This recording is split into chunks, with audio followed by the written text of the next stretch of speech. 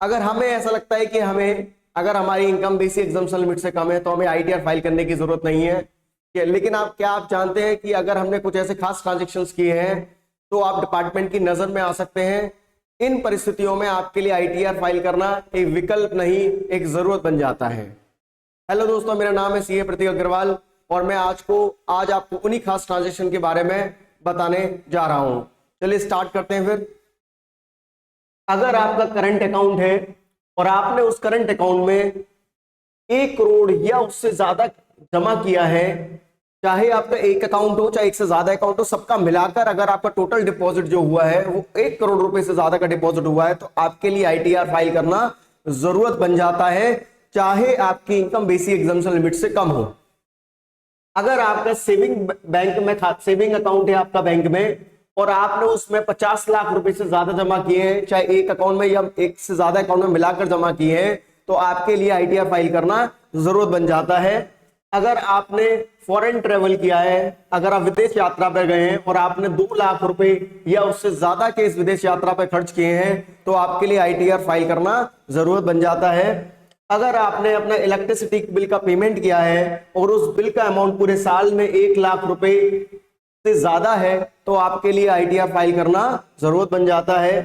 अगर आपने कोई ऐसी एसेट्स होल्ड की हुई है, चाहे वो मूवेबल हो चाहे इमूवेबल हो, मतलब फिक्स्ड हो चाहे मूवेबल हो, अगर आपने कोई प्रॉपर्टी कोई एसेट्स हेल्ड की हुई है आउटसाइड इंडिया में, तो आपके लिए जो है आईटीआर फाइल करना जरूरी बन जाता है।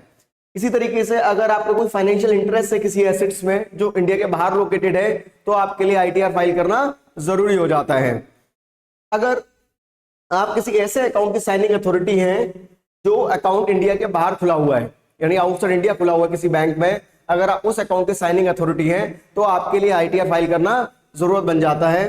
अगर आप किसी एसेट्स के बेनिफिशियरी हैं, बेनिफिशियरी का मतलब क्या होता है कि आप उस एसेट से कोई बेनिफिट उठा रहे हो और वो एसेट इंडिया के बाहर लोकेटेड है, तो आपके लिए आईटीआर फाइल करना जरूरी बन जाता है। इसके बाद अगर आपकी एज 60 साल से कम है और आपका 25,000 रुपए से ज्यादा का अगर टीडीएस कटा है, तो आप 25,000 या उससे ज्यादा के लिए टीडीएस कटा है, तो आपके लिए आईटीआर फाइल करना जरूरी हो जाता है। और अगर आपकी एज 60 साल से ज्यादा है, 60 साल से ज्यादा है आपकी एज, तो अगर आपका टीडीएस 50,000 रुपए से ज्यादा 50,000 रुपए से ज्यादा का टीडीएस कटा है, 50,000 रुपए और उससे ज्यादा का टीडीएस कटा है, तो आपके लिए आईटीआर फाइल करना जरूरत बन जाता है। अगर आपकी ग्रॉस रिसीव, अगर आप बिजनेस प्रोफेशन चला रहे हो और आपकी ग्रॉस रिसीव जो है प्रोफेशन से वो 10 लाख रुपए से ज्यादा की है, तो आपके लिए आईटीआर फाइल करना जरूरी हो जाता है। अगर आप ट्रेडिंग कर रहे हो और आपका जो ग्रॉस टर्नओवर है बिजनेस से अगर वो 60 लाख रुपए से ज्यादा का है, तो आपके लिए आईटीआर फाइल करना जरूरी हो जाता है। अगर आप किसी कंपनी के डायरेक्टर हो या आपने किसी कंपनी के अनलिस्टेड शेयर्स होल्ड किए हुए हैं, तो आपके लिए आईटीआर फाइल करना जरूरी हो जाता है। तो ये वो ट्रांजैक्शन है जहां पर आपको आईटीआर फाइल करना जरूरी हो जाता है। अगर आप इन ट्रांजैक्शन में इन्वॉल्व हैं, तो आपके लिए आईटीआर फाइल करना जरूरत बन जाता है, चाहे आपकी इनकम बेसिक एग्जाम्पशन लिमिट से कम हो। लेकिन अगर हम समझते हैं कि अगर आपने टाइम से अपनी रिटर्न फाइल नहीं कराई, तो आपको क्या क्या परेशानियां हो सकती हैं। सबसे पहले आपको पेनल्टी लगेगी आप पे 234F की, जो ये कहता है कि अगर आपने टाइम से रिटर्न फाइल नहीं करी और आपकी income up to 5 lakh rupees है, अगर आपकी income up to 5 lakh rupees है और आपने टाइम से अपनी रिटर्न फाइल नहीं करी, तो हम आपको एक मौका देंगे 31 तारीख तक का। 31 तारीख तक आप रिटर्न फाइल कर सकते हो, 31 दिसंबर तक अपनी रिटर्न फाइल कर सकते हो, और 31 दिसंबर तक अगर आप रिटर्न फाइल करते हो तो आप पे 1,000 रुपए की पेनल्टी लगेगी। लेकिन अगर आपकी इनकम 5 लाख रुपए से ज्यादा है, तो यही पेनल्टी बढ़कर कितने रुपए की हो जाएगी? पेनल्टी बढ़कर आपकी 5,000 की हो जाएगी। यही पेनल्टी बढ़कर आपकी 5,000 की हो जाएगी। साथ में आपको 1% पर मंथ और पार्ट ऑफ द मंथ के हिसाब से आपको इंटरेस्ट भी देना पड़ेगा अपने टैक्स अमाउंट पर। जो भी आपकी आउटस्टैंडिंग टैक्स लाइबिलिटी होगी, उस लाइबिलिटी पर आपको 1% और part of the month, per month और पार्ट ऑफ द मंथ के हिसाब से आपको जो इंटरेस्ट पे करना पड़ेगा।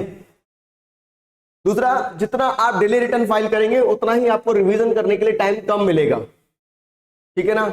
जितना ही आपको रिवीजन करने के लिए टाइम कम मिलेगा, इसलिए आपको चाहते हो कि बाद में अगर मुझसे कोई गलती हो जाए तो मैं गलती को ठीक कर सकूं, तो ये मौका आपके पास रहे, तो आपको टाइमली रिटर्न फाइल करना जरूरी है, ठीक है ना। और सिक्योरिटी और नोटिस से बचने के लिए ठीक है ना, कि आपको कोई नोटिस ना आए सिक्योरिटी ना, इसलिए हमें टाइमली और एक्यूरेटली अपनी जो है रिटर्न को फाइल करना चाहिए। तो होप आपको ये वीडियो अच्छी लगी होगी।